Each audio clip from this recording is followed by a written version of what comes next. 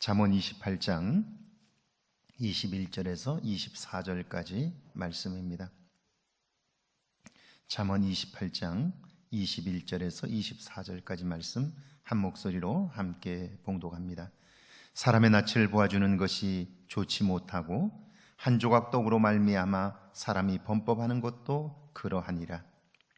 악한 눈이 있는 자는 재물을 얻기에만 급하고 빈궁이 자기에게로 임할 줄은 알지 못하느니라. 사람을 경책하는 자는 혀로 아첨하는 것자보다 나중에 더욱 사랑을 받느니라. 부모의 물건을 도둑질하고서도 죄가 아니라 하는 자는 멸망받게 하는 자의 동륜이라. 아멘. 하나님의 말씀입니다. 오늘 하루도 하나님의 은혜가 여러분과 함께하기를 주의 이름으로 축원합니다. 마태복음을 기록한 예수님의 제자 마태, 그는 복음서를 시작하면서 이스라엘 백성들이 가지고 있었던 자랑스러운 신념 두 가지, 선민의식과 조상 다윗의 위대함, 그것의 허구를 드러내었습니다. 선민의식이란 하나님께서 우리 민족을 택하셨고, 그래서 우리는 특별한 민족이고, 그리고 하나님이 선택하셨기에 우리는 순수한 혈통이라고 자랑을 하는 것이죠. 다윗의 위대함이란 다윗이 주변 나라를 다스리고 정복하게 되면서 태평성대를 이루었는데, 그들은 다시 그런 영광의 날이 올 거라고 그렇게 여겼던 거죠. 그런데 이 두 가지를 모두 다 허구라고, 그것의 치명적인 약점을 기록해 두었습니다. 마치 마태는 그런 이스라엘 백성들의 두 가지의 자랑스러운 신념이 잘못된 확신임을 지적하면서 이렇게 이야기를 하죠. 그는 이스라엘의 조상들의 족보를 기록하면서 이방 여인들을 등장시킵니다. 라합과 우룻 같은 여인이죠. 너희들이 피가 순수하다고 말하는데 라합은 누구며 우룻은 누구냐? 라고 묻는 거예요. 이방 여인들이 우리의 조상이었음을 분명히 이야기함으로써 지금 우리가 이런 삶을 살게 된 그것은 우리의 혈통 때문이 아니라 하나님의 은혜였음을 이야기하고자 하는 거죠. 이스라엘 백성들은 모두 다 다윗의 위대함을 찬양하고 그런 날이 다시 올 거라고 이야기하지만, 마태는 다윗은 우리아의 아내에게서 솔로몬을 낳았다라고 기록해 둠으로써 다윗 역시 한 인간임을 이야기하고 있는 거죠. 이걸 통해서 마태는 자기 자신이 세리였지만, 가장 경멸의 대상이었지만 예수 그리스도의 부름을 받고 오늘 제자가 된 것처럼 이 백성이 지금까지 은혜 안에 살게 된 것은 혈통 때문도 아니고 또 어떤 다윗 때문도 아니고 하나님의 은혜였음을 이야기해 주는 거죠. 살면서 이걸 기억하는 일은 얼마나 중요한지 몰라요. 그래서 21절에 보면 사람의 낯을 보아주는 것이 좋지 못하고 한 조각 떡으로 말미암아 사람이 범법하는 것도 그러하니라, 이렇게 얘기해요. 사람의 낯을 보아주는 것은 불공정한 처사이지요.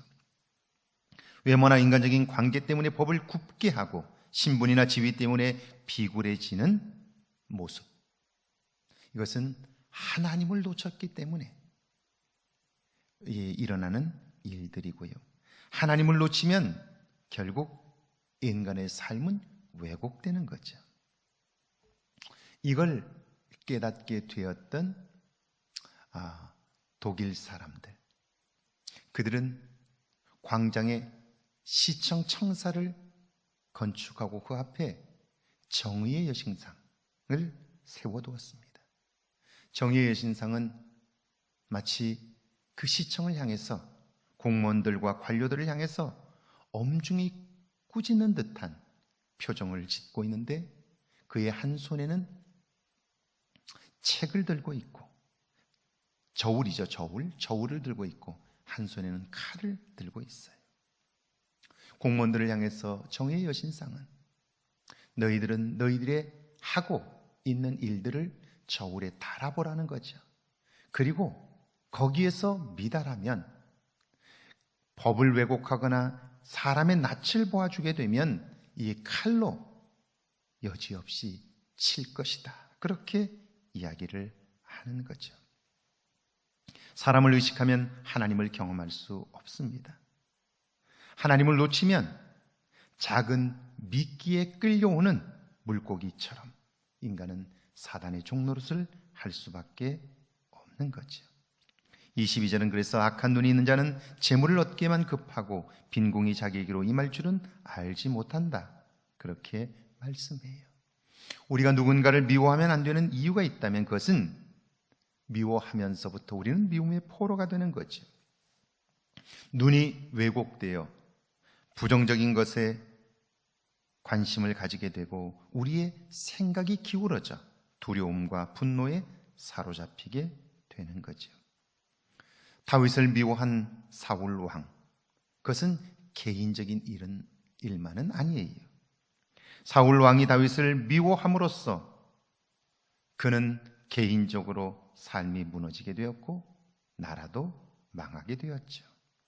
악한 눈이 있는 사람 자신의 생각과 마음이 기울어져 있음을 알지 못해요. 그래서 결국 빈궁이 그를 찾아오게 되고 불행한 삶을 살게 되는 거죠.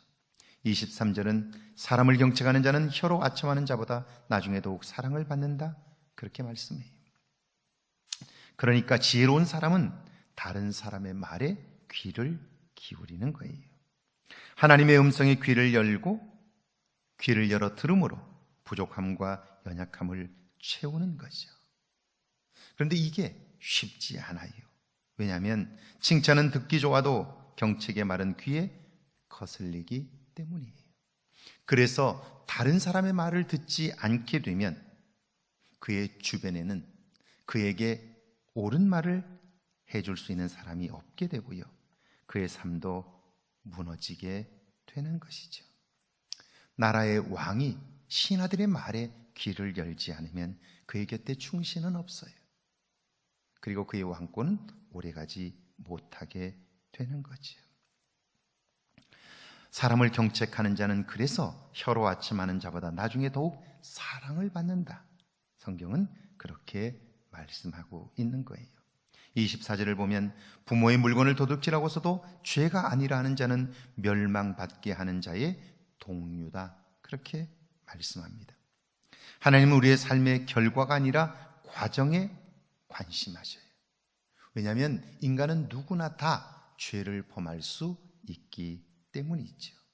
문제는 죄를 지었느냐 짓지 않았느냐가 아니라 죄를 지은 이후에 우리의 태도에 하나님은 주목하시는 거예요. 우리는 베드로와 유다의 모습에서 회개한 자와 회개하지 않은 자의 결말을 볼 수 있게 되는데요. 베드로와 유다의 죄를 따진다면 그 경중은 그리 차이가 나지 않을 수 있어요. 그런데 베드로는 그 죄책감으로 인하여 회개에 이르렀지만 유다는 죄책감으로 인하여 스스로 목숨을 끊고 말았어요. 왜 이런 다른 결과가 왔을까요? 내가 잘못했다고 고백하는 자는 회복의 기회를 얻습니다. 그러나 변명하는 자는 멸망에 이르게 되는 거죠. 그러니까 죄책감은 회개한 자에게는 하나님 앞에 늘 자신을 바로 세워 그로 하여금 평생 하나님을 따르게 하지만 그러나 회개하지 않은 죄에 대한 죄책감은 그로 하여금 파멸에 이르게 하는 거예요. 오늘 사는 우리들이 다시 한번 기억해야 하는 것은 우리 안에 자리 잡고 있는 죄의 모습들이고요. 죄에 대한 나의 태도가 어떤가를 보아야 해요. 죄를 깊이 느끼지 못하는 사람은 결코 구원의 소중함을 알 수가 없어요. 그리고 죄의 고백을 통하여 용서받은 감동이 없다면 결코 지금 하나님이 하시는 일에 관심할 수 없게 되는 거죠. 오늘날 교회 내 성도들이 내 가까이 있는 사람들의 생명에 관심하지 못한다면 그것은 무엇 때문일까요? 다른 사람이 아파해도 그걸 느낄 수 없고 하나님이 안타까워하시며 나를 보며 힘겨워 하심에도 불구하고 그걸 느낄 수 없는 이유가 뭘까요? 죄에 대한 우리의 태도 때문이죠. 마태는 그의 과거를 잊지 아니하므로 오늘 받은 은혜에 대한 감격이 있어요. 그리고 그 감격을 가지고 오늘의 삶을 보니까 이스라엘 백성들의 선민의식과 조상 다윗의 위대함에 대한 허구가 보였던 거죠. 그리고 그는 은혜 안에서 자기 자신을 발견함으로 감동이 있는 삶을 살게 된 것이죠. 오늘 하루 내 안에 죄된 모습들을 발견할 수 있기를 바랍니다. 그리고 용서를 구함으로 그 죄책감이 나로 하여금 새롭게 하나님 앞에 서게 하고 나의 삶의 새로운 변화를 경험할 수 있게 하는 거죠. 이런 은혜가 우리 모두에게 있기를 주의 이름으로 축원합니다. 우리 두 가지 제목을 놓고 함께 기도합니다. 내 안에 담겨진 것에 관심하게 해달라고요. 다른 사람과 하나님의 말씀에 귀를 열어 나의 죄된 모습들을 발견케 해달라고요. 주여 부르고 기도합니다. 주님, 이 시간 기도합니다. 우리 안에 담겨있는 것에 관심하게 하옵소서. 지금까지 살면서 나의 의로움 때문에 보지 못했던 죄된 모습들을 발견하게 하시고 이제는 하나님 앞에 용서받게 하셔서 죄책감이 나로 하여금 하나님 앞에 더욱더 바로 세워지게 하시고 하나님 받은 은혜가 얼마나 소중한가를 깨닫는 은혜의 역사가 있게 하옵소서. 다른 사람과 하나님의 말씀의 귀를 열게 하시고 날마다 행하시는 하나님의 일들에 관심하는 저희들 모두가 되게 하옵소서.